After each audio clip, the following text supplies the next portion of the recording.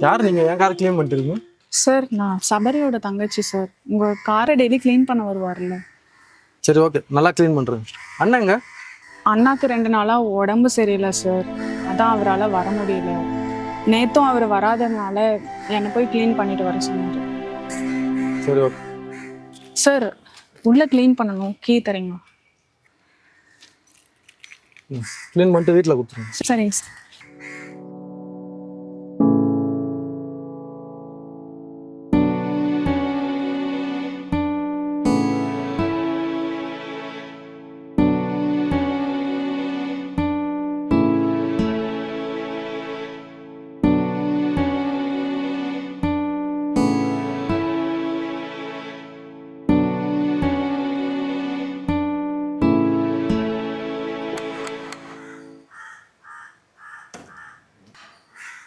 Sir sorry.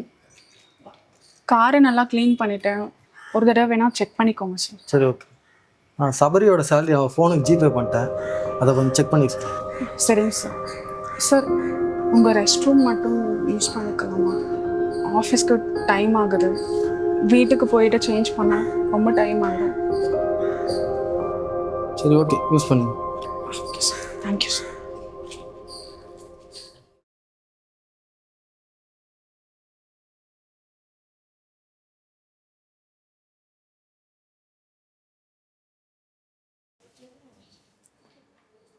நீங்கள் என்ன வேலை செய்கிறீங்க?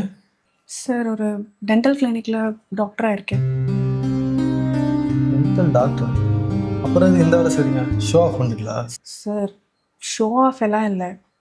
எனக்கு அப்பா அம்மா கிடையாது, என் அண்ணன் மட்டும்தான். அவர் இப்படிலாம் சின்ன வேலை பண்ணி தான் என்னை படிக்க வச்சார். அதெல்லாம் இருக்கட்டும், இந்த சின்ன வேலை செய்யல உங்களுக்கு கூச்சமா இல்லை? என் அண்ணன் அப்படி கூச்சப்பட்டிருந்தா இன்னைக்கு நான் டாக்டராக இருக்க முடியாது சார். கரெக்ட் தான். இப்போ எல்லாரும் கௌரவமான வேலை செய்யணும்னு தான் ஆசைப்பட்றாங்க. பொய் சொல்கிறது, ஏமாத்துறதை தவிர எல்லா வேலையும் நல்ல வேலை தான். உங்கள் அண்ணன் உன்னை நல்லா சொல்லி கொடுத்து வளர்த்துருக்காரு. உங்கள் அண்ணன் ரொம்ப கிரேட். Thank you sir.